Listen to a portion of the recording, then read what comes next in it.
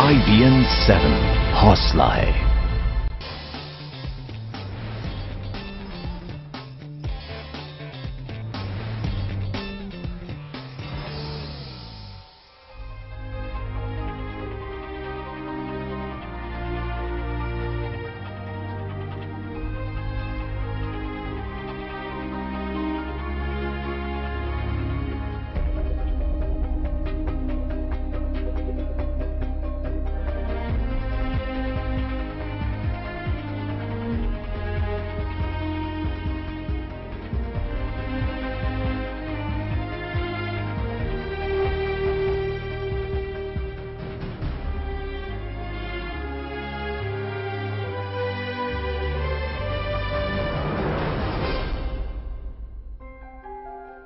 नमस्कार, स्वागत है आपका हमारे स्पेशल शो में, जिसमें हम एक नजर डालेंगे बीते साल 2014 पर। ऐसा साल जो कई ऐसे पलों का गवाह बना जिस पर हमें गर्व है।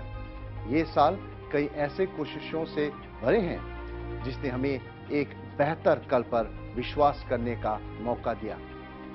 ऐसे भी हादसे और वारदात हुए इस साल जिसने इंसानियत को शर्मसार किया। टेलीविजन के इतिहास में पहली बार हम कार्टूनिस्ट नीलब की नजर से साल 2014 की अहम घटनाओं का लेखा जोखा लेंगे। Neelab, welcome to the show. Thank you for joining. धन्यवाद कर्मा। मैं आपको याद दिला दूं कि ये वही टीम है जो चुनाव के दौरान आपके लिए लाइव कार्टून लेके आए थे। हेडलाइन से पहले हमारे पास कार्टून तैयार रहते थे। शुरुआत करते हैं मंगलयान के साथ। मंगलयान की सफलता हम सबके लिए गर्व की बात है। देश के एकता का प्रतीक था मंगलयान। इस मार्स मिशन का खर्च महज $74 मिलियन था, जो हॉलीवुड मूवी ग्रेविटी में हुए खर्च से काफी कम है।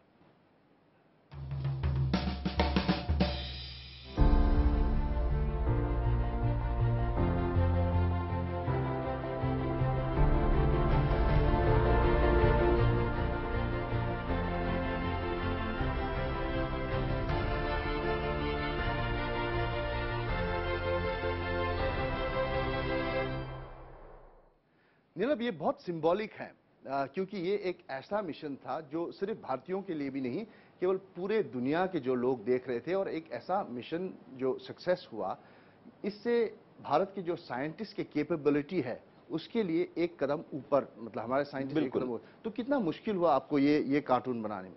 असल में ये कार्टून जितना मुश्किल था, कहीं पे देखा जाए उतना आसान भी, क्योंकि ये जो मंगलयान हमने भेजा और ये जो एक हमारे देश के साइंटिस्ट के लिए बहुत बड़ा एक कदम था, इसमें पूरे दुनिया ने एक स्वर में कहा जय हो, और वही दर्शाया गया है इसमें। पर अगर आप देखें, कुछ लोग तो कह रहे हैं जय हो, पर कुछ लोग अपने मन में रखे हुए हैं इस बात को, शायद कहना नहीं चाहते हैं।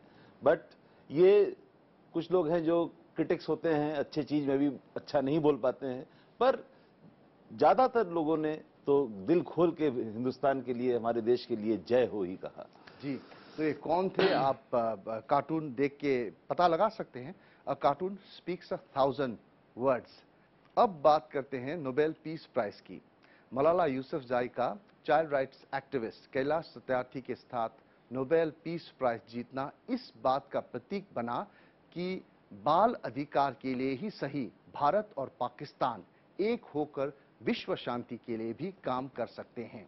एक ऐसा पल जो दोनों देशों के लिए गर्व की बात थी।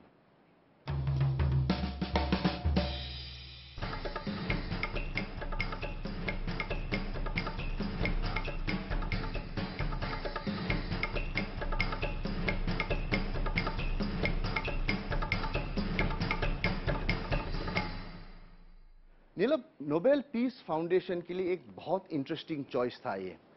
इंडिया और पाकिस्तान से एक एक एक्टिविस्ट को साथ लाना। पर जो आपने इस कार्टून में दर्शाया है, शैडो ऑफ द गन, वो रहता है। तो शायद ये दिखाने के लिए कि कल कुछ अच्छा हो सकता है। देखिए, दुर्भाग्यपूर्ण की बात है, इतनी अच्छी चीज हुई जिसमें कि हिंदुस्तान और पाकिस्तान ने को एक साथ एक प्लेटफॉर्म में नोबेल पीस प्राइज मिला। इससे ये मालूम चलता है कि अगर चाहें तो बहुत सारे काम जुड़ के कर सकते हैं, शांति के दूत दोनों बन सकते हैं। और पर दुर्भाग्यपूर्ण चीज इसमें ये निकल के आता है कि इसके ठीक बाद ही पेशावर में एक बहुत ही बुरा घटना घटी, जिसको कि हम लोग सब जानते हैं और उसकी पूरी दुनिया ने निंदा की। सो पीस अपने जगह है और ये घटनाएं अपने जगह पाकिस्तान में चल रही हैं। तो अगर चाहे तो इस चीज को अगर रोका जाए आने वाले साल में तो सबके लिए बड़ा अच्छा रहेगा। जी, अब रुख करते हैं जो नीलाब का फेवरेट टॉपिक है। भारत का राजनीतिक चेहरा भी इस साल बदला। एनडीए को केंद्र में पूर्व बहुमत मिला। इस दौरान कई न्यूज मेकर्स सुर्खियों में रहे, जिन्होंने हमें परफेक्ट मोमेंट्स दिए हमारे टून्स के लिए।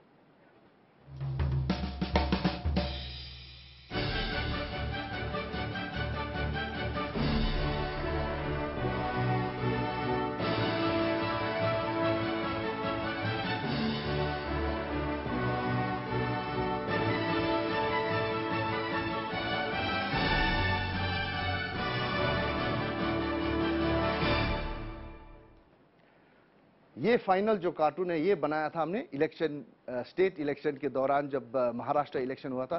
तो नीरव, आपका तो फेवरेट टॉपिक है ही, पर पॉलिटिशियन को दर्शाना व्यंग में हेडलाइन से पहले, जब हेडलाइन चल रहा है लाइव टीवी में, वो कितना मुश्किल था आपके लिए? देखिए, काम तो मुश्किल होता है, इससे बहुत जल्दी ही सोचना पड़ता है, क्योंकि एक जो व्यंग चित्र या कार्टून बनता है वो तस्वीर से ज्यादा सोच है। सो उसमें जल्दी से सोच के एक ह्यूमर डाल के चीज को तुरंत तैयार करनी पड़ती है, वक्त बिल्कुल नहीं रहता है। आप तो व्यंग में करते हैं, पर कोई थ्रेट वेट आया है आपसे कोई पॉलिटिशियन से कि उनको पसंद नहीं आया आपका कार्टून और आपको बोला कि नहीं आप ऐसा नहीं कर सकते? देखिए कर्मा जी, थ्रेट्स तो पॉलिटिशियन ही नहीं, मेरे दोस्तों से भी आता है, मेरे बॉसेस से भी आते हैं, और मेरे आसपास कई लोग जिन जिन की मैं कार्टून बनाता हूं उनसे भी आते हैं कि अगली बार मत बनाना।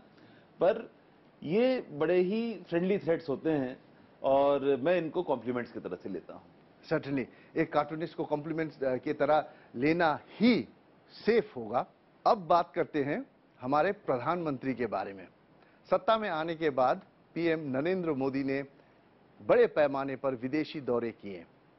अमेरिका ने हमें रेड कार्पेट वेलकम दिया, तो वहीं ऑस्ट्रेलिया, ब्राजील, नेपाल, म्यांमार, जहां भी वो गए सुर्खियां बनती रहीं।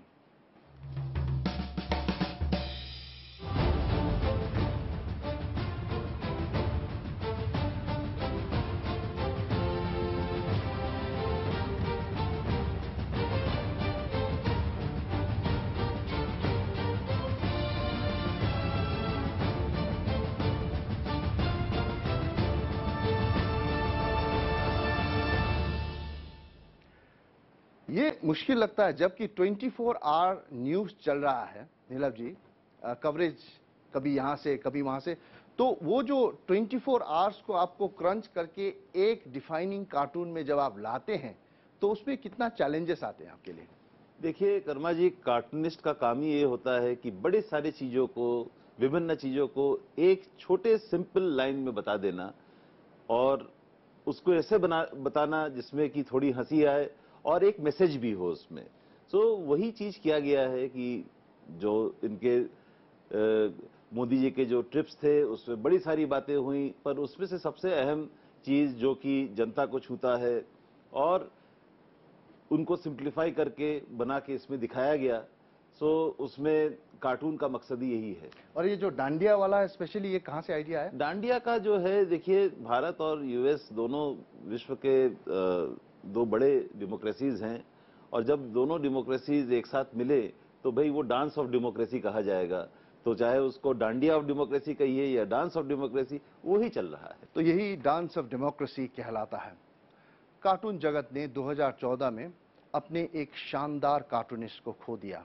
वह थे प्राण चाचा चौधरी के किरदार का जन्मदाता, एक ऐसे कार्टूनिस्ट जो अपने किस्सों, कहानियों से हमारी जिंदगी का हिस्सा बन चुके थे।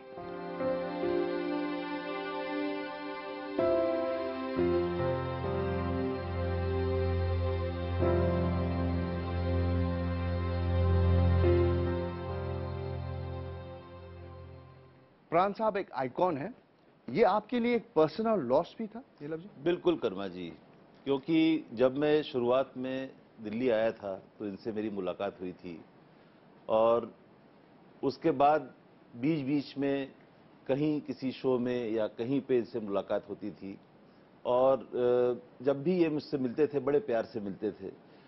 अभी 2014 में कॉमिक कॉन का एक इवेंट हुआ था दिल्ली में, जिसमें इनको लाइफ टाइम अचीवमेंट अवार्ड मिला था और ये मेरा गुड लक है या मेरी किस्मत अच्छी है कि ये चीज़ मेरे हाथों से ही उनको दिलाया गया। ऑर्गेनाइजर्स ने की ऐसी इच्छा थी।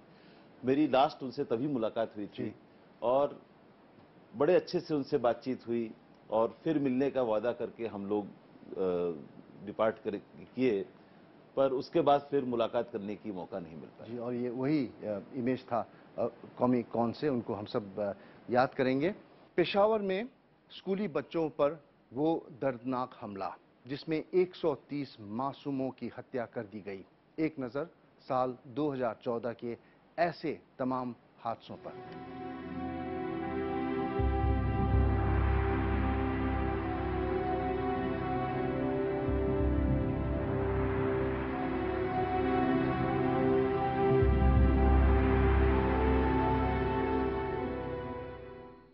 तो नीलम जी, ऐसे जो डिफिकल्ट ट्रेजेडीज होते हैं उसको ड्रॉ करने में कितना मुश्किल आता है? देखिए, ये व्यंग्य चित्र नहीं है, ये कार्टून नहीं है, इसमें ह्यूमर नहीं है, ये एक सोच है। आप ऐसा मानिए कि ये मेरे दिल की आह है, क्योंकि बहुत बुरा लगता है जब ऐसे इंसिडेंट्स आते हैं सामने और ये होते ही रहते हैं। जैसे कि हिमाचल प्रदेश में आंध्रा के कुछ स्टूडेंट्स पानी में बह के बेचारे चले गए, उनके परिवारों का दुख दर्द हम लोग फील कर सकते हैं। तो पहला वाला जो कार्टून आपने दिखाया वो उस पे था। दूसरा पेशावर वाला जो कार्टून था उसमें कुछ ज़्यादा डिस्क्राइब करने की ज़रूरत नहीं है, वो तो आपके सामने ही है कि इंसानियत को दफना दिया गया। पाकिस्तान की बात करें तो साल 2014 भारत और पाकिस्तान के लिए भी तनावपूर्ण रहा। प्राइम मिनिस्टर नरेंद्र मोदी के शपथ ग्रहण समारोह में जब नवाज शरीफ आए तो लगा कि शायद रिश्तों में एक नई पहल होगी, लेकिन अफसोस ऐसा कुछ नहीं हुआ।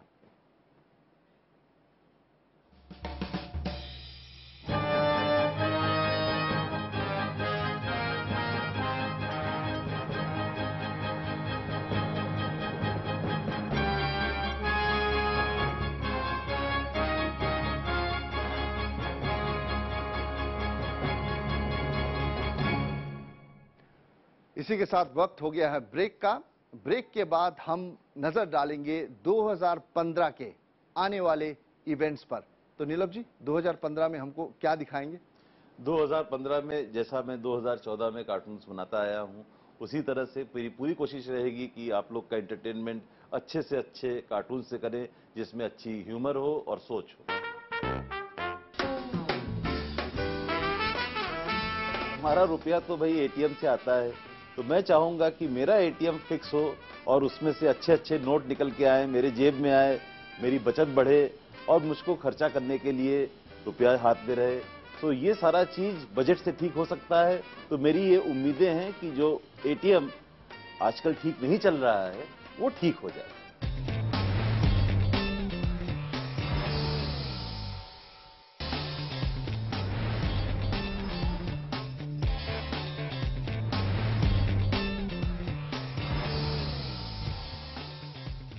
नमस्कार, आप देख रहे हैं हमारे स्पेशल पेशकश। अब रुख करते हैं 2015 की ओर और उन स्पेशल इवेंट्स पर जो आने वाले हैं। शुरू करते हैं हमारा पहला कार्टून पहले गेस्ट के साथ। And I will start drawing right away.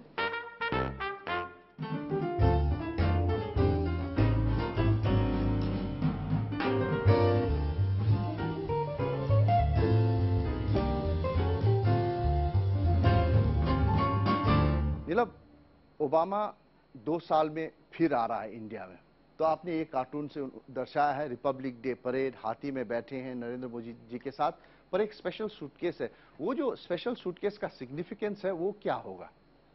देखिए, सूटकेस के अंदर क्या है क्या नहीं है, मैंने सिर्फ सूटकेस बनाया है, काफी बड़ा सा है। अब इसमें ओबामा जी लेके क्या आए हैं, लेके क्या जाएंगे, ये हमको देखना पड़ेगा। पर इसी कमरे में जब उस दिन शाम को चर्चा होगी, वार्ता होगी, जिसको टॉक शो कहते हैं, चैट शो कहते हैं, उसमें काफी एक्सपर्ट्स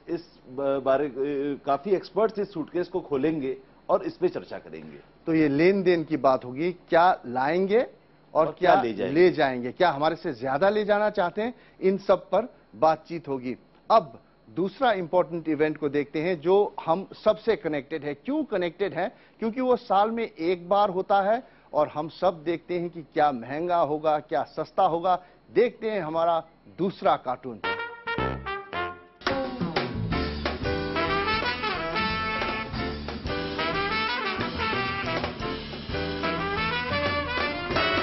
नीलम, ये बहुत सेल्फ एक्सप्लेनेटरी है जी, पर ये कार्टून में मुझे एक ही खतरा लग रहा है कि जो आपने एटीएम मशीन को दर्शाया है, इसमें लग रहा है कि काफी गड़बड़ियां हैं।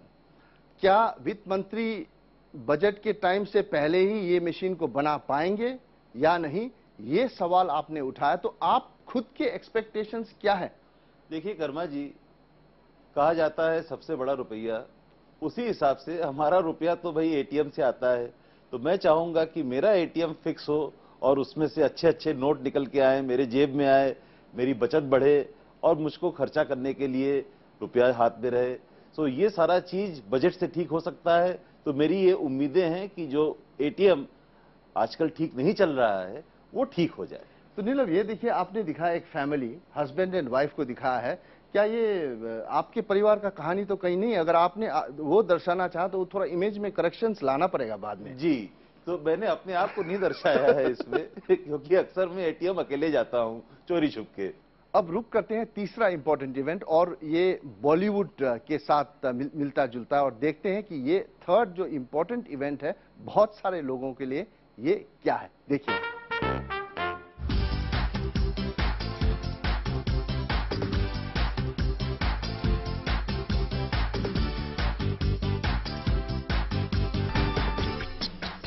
तो Neelam ji, interesting happy birthday होने वाला है तीन जो फेमस खान्स हैं उनका, और 150 साल।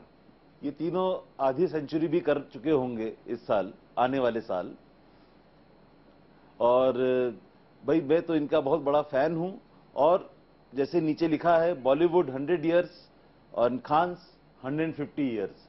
सो मेरे तरफ से इन सबको मेरी हार्दिक बधाइयां हैं इनके जन्मदिन पे। और ये बहुत सिग्निफिकेंट है। देखिए कि बॉलीवुड 100 साल का हो गया और तीनों खान्स के एज को मिलाया जाए तो 150 साल का होता है। With that we come to the end of this show. Neelam, thank you so much for being with us. आप लोगों को याद दिला दें कि हम लोगों ने इलेक्शंस को भी लाइव कार्टून्स के साथ हमें इसी टीम ने लाया था, और हेडलाइंस आने से पहले हम लोग एक कार्टून के साथ रेडी होते थे। और अब वक्त आ गया है हमारे सारे दर्शकों को हैप्पी न्यू ईयर विश करने का।